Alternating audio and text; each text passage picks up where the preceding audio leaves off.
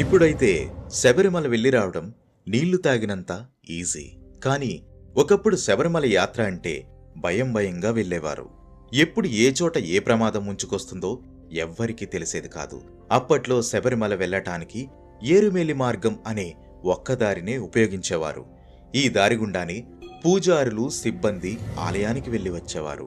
పూజారులు స్వామివారికి ప్రత్యేక పూజలు చేసేవారు కాబట్టి వీరు ఎప్పుడు వెళ్లినా గుంపులుగా ఒకే బృందంగా వెళ్లేవారు. శబరిమల పూర్తిగా దట్టమైన అటవీ ప్రాంతం కావడంతో యాత్రకి బృందాలుగా వెళ్లటం అప్పటి నుండి ఆనవాయితీగా వస్తోంది. ఇప్పటికీ అయ్యప్ప భక్తులు అలానే చేస్తున్నారు. 200 సంవత్సరాల క్రితం 70 మంది శబరిమల యాత్రకు వెళ్లారు. ఆ సంవత్సరం ఆలయ పైకప్పు ఎండుగడ్డితో, ఆకులతో కప్పబడి ఉంది. అప్పట్లో గర్భగుడిలో ఏకశిలా విగ్రహమే ఉండేది. ఆ విగ్రహానికే పూజలు చేసేవారు. 1909లో దేవాలయంలో అగ్ని ప్రమాదం జరిగింది. ఆ పరిస్థితి నుంచి తేరుకుని దేవాలయాన్ని మరల 1909 నుంచి 1910వ సంవత్సరంలో పునఃనిర్మించారు. అప్పుడు ఏకశిలా విగ్రహానికి బదులు పంచలోహాలతో తయారు చేసిన అయ్యప్ప విగ్రహాన్ని ప్రతిష్ఠించారు. అప్పటి నుంచే పంచలోహ విగ్రహానికి పూజలు చేయడం మొదలుపెట్టారు. 1935 తర్వాత భక్తుల సంఖ్య గణనీయంగా పెరగటంతో మకర జ్యోతి దర్శనానికే కాకుండా మండల పూజ కోసం కూడా భక్తులను ఆలయంలోకి ఆహ్వానించారు. కొత్తగా చాలక్కాయ మార్గం, వడిపెరియారు మార్గం ఏర్పడటంతో శబరిమల యాత్రకు వచ్చేవారి సంఖ్య రోజు రోజుకు మరింత పెరిగింది. కేవలం మకర జ్యోతి సమయంలోనే కాక విషు, పంకుని ఉత్తరం, ఓనం వంటి పండుగల సమయంలో కూడా ఆలయ ద్వారాలు తెరిచి ఉంచేటట్లు 1945వ సంవత్సరంలో ఆలయ బోర్డు నిర్ణయం తీసుకుంది. 1950 వరకు పరశురామ నిర్మితమైన దేవాలయం 3 సార్లు అగ్నికి ఆహుతైంది.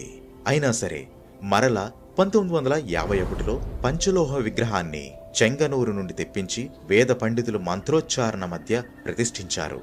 అప్పటి వరకు కేరళీకేలి విగ్రహంగా కీర్తించబడ్డ అయ్యప్ప స్వామి భారతీకాళీ విగ్రహంగా, నేడు భూతలీకేలి విగ్రహంగా కీర్తించబడుతున్నారు. బెంగుళూరుకు చెందిన ఒక భక్తుడు గర్భగుడి పైభాగం, దాని చుట్టూ బంగారు రేకులతో తాపడం చేయటానికి పూనుకున్నాడు. 2000 సంవత్సరంలో శబరిమల పూర్తిగా స్వర్ణ దేవాలయంగా మారిపోయింది. 1984 పూర్వం 18వ బడి ఎక్కటానికి పరశురామ నిర్మితమైన రాతి మెట్లనే భక్తులు ఉపయోగించేవారు. మెట్లను ఎక్కేటప్పుడు ప్రతి మెట్టుపై కొబ్బరికాయను కొట్టేవారు. దాంతో భక్తులు మెట్లు ఎక్కటానికి ఇబ్బంది పడేవారు. ఇది దృష్టిలో పెట్టుకుని బోర్డు వారు 1985లో 18వ బడికి పంచలోహ కవచాన్ని కప్పి మంత్రతంత్రాలతో కప్పేశారు. అయ్యప్ప స్వామి ఆలయాన్ని చేరుకోవాలన్నా కూడా 18 కొండలు దాటాల్సి ఉంటుంది. అంటే మణికంఠుడు 18 కొండలను దాటొచ్చిన వారికే తన దర్శన భాగ్యం ఇవ్వనున్నారు.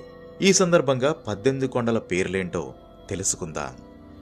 పొన్నాంబలమేడు, గౌదవమల, నాగమల, సుందరమల, చిట్టంబలమల, దైలాదుమల, శ్రీపాదమల, కలిగిమల, మాతంగమల, దేవరమల, నీల్కల్మల, దాలప్పార్మల, నీలిమల, కరిమల, పుత్తుసేరిమల, కాలైకట్టిమల, ఇంజప్పారమల, చివరిది శబరిమల.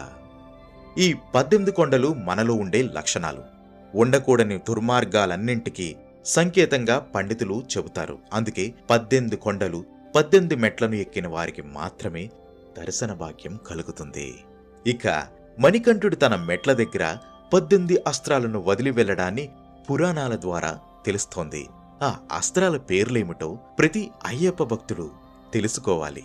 మొదటగా శరం, క్షురిక, డమరుకం, కౌమోదకం, పాంచజన్యం, నాగాస్త్రం, హాలాయుధం, వజ్రాయుధం, సుదర్శనం, దంతాయుధం, నఖాయుధం, వరుణాయుధం, వాయువ్యాస్త్రం, సార్ఘ్నాయుధం, బ్రహ్మాస్త్రం, పాశుపతాస్త్రం, శూలాయుధం, త్రిశూలం.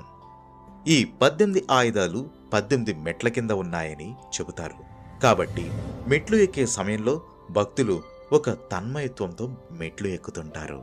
ఇక స్వామివారి ఆభరణాలను పందలంలో భద్రపరిచి ఉంచుతారు. అక్కడి నుండి మకర సంక్రాంతి రోజున 3 పెట్టెలలో ఆభరణాలను తీసుకొని 11 మంది సభ్యులు 3 రోజుల పాటు మోసుకుంటూ వచ్చి 84 కిలోమీటర్ల దూరంలో ఉన్న శబరిమలకు చేరవేస్తారు. తెచ్చిన ఆభరణాలను స్వామివారికి అలంకరించి కర్పూరహారతి గుళ్ళో ఇవ్వగానే తూర్పు దిక్కు పొన్నంబలమేడు నుండి భక్తులకు మకరజ్యోతి దర్శనం కానవస్తుంది. ఆభరణాల వెంట పందలం రాజవంశస్థులలో పెద్దవాడు కత్తి పట్టుకొని నీలిమల వరకు వచ్చి అక్కడ విశ్రమిస్తాడు. తిరిగి జనవరి 20వ తేదీన ఆభరణాలను వెంటబెట్టుకుని పందలం వరకు వెళ్లి వాటిని భద్రపరుస్తారు. ఇది శబరిమల ఆలయానికి ఉన్న పూర్వ చరిత్ర. ఓం శ్రీ స్వామియే శరణమయ్యప్ప. ఈ వీడియోని అందరికీ షేర్ చేయండి.